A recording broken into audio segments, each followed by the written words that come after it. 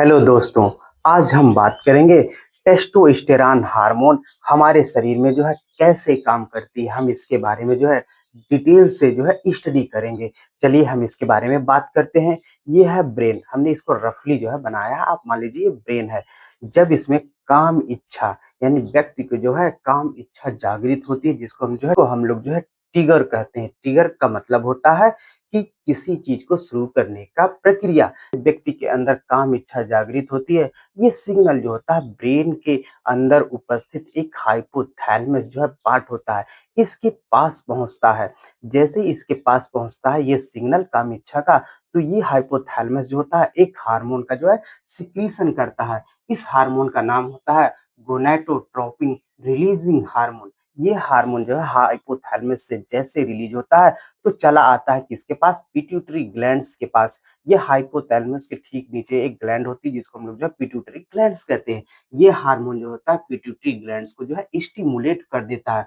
तो जब स्टिमुलेट करता है तो पिट्यूटरी ग्लैंड जो होती है एक हार्मोन का सिक्रीशंस करती है, जिसको ल्यूटिनाइजिंग हार्मोन्स कहते हैं।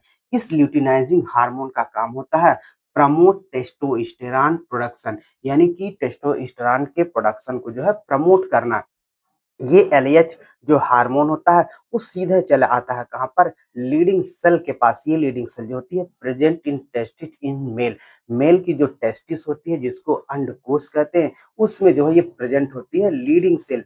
जब इसके पास ये एलएच हार्मोन आता है तो ये सिक्रीशन करवाती है एक हार्मोन का जिसका नाम है टेस्टोस्टेरॉन हार्मोन।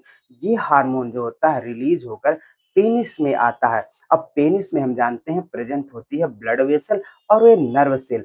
जब ये टेस्टोस्टेरोन जो है ब्लड वेसल नर्व सेल के पास आती है तो इनसे एक जो है एंजाइम का जो है सिक्रीशन करवाती है।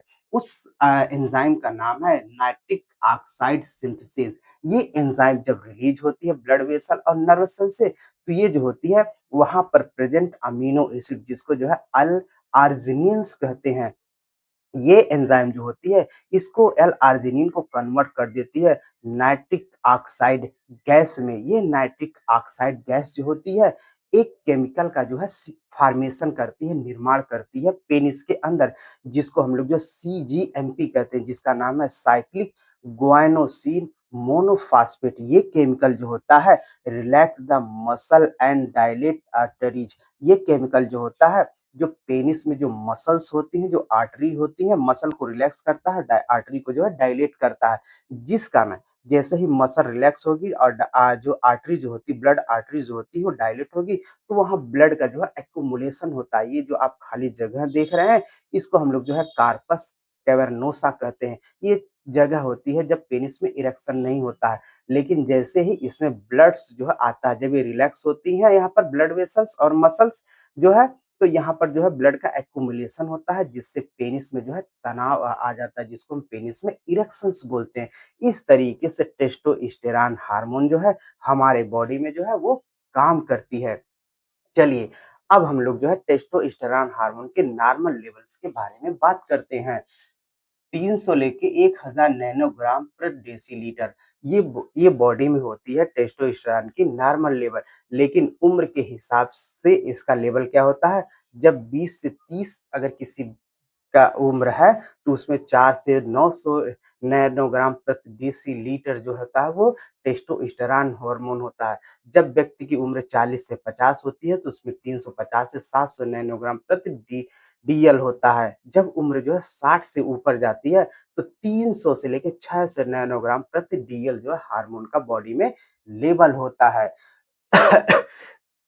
और एक महत्वपूर्ण सूचना, जैसे-जैसे उम्र जो है आगे बढ़ती है, वैसे-वैसे हर साल 1% टेस्टोस्टेरोन हार्मोन का लेवल जो होता है, वो कम होता हुआ चला जाता है।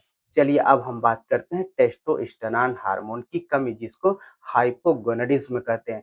जब व्यक्ति के अंदर टेस्टोस्टेरोन हार्मोन की कमी होती है, तो कौन से लक्षण जो है वो दिखाई पड़ते हैं। फर्स्ट की बात करें, लिबिडो में कमी यानी काम इच्छा में जो है वो कमी हो जाएगी। नेक्स्ट की बात करें, हर वक्त थकान यानी व्यक्ति को हर वक्त जो है थकान रहेगा।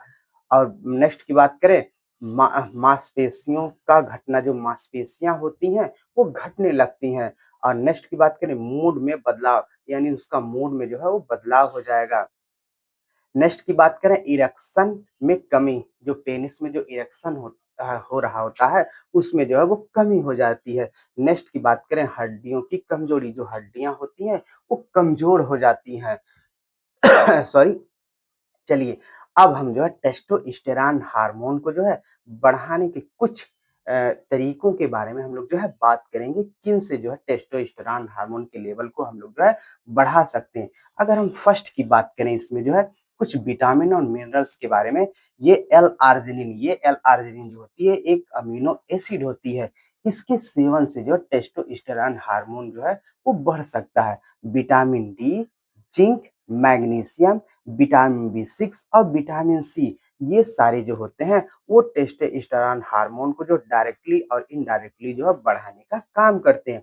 चलिए हम नेक्स्ट क्या इधर बात करते हैं हेल्दी फैट, जिसको कोलेस्ट्रॉल कहते हैं।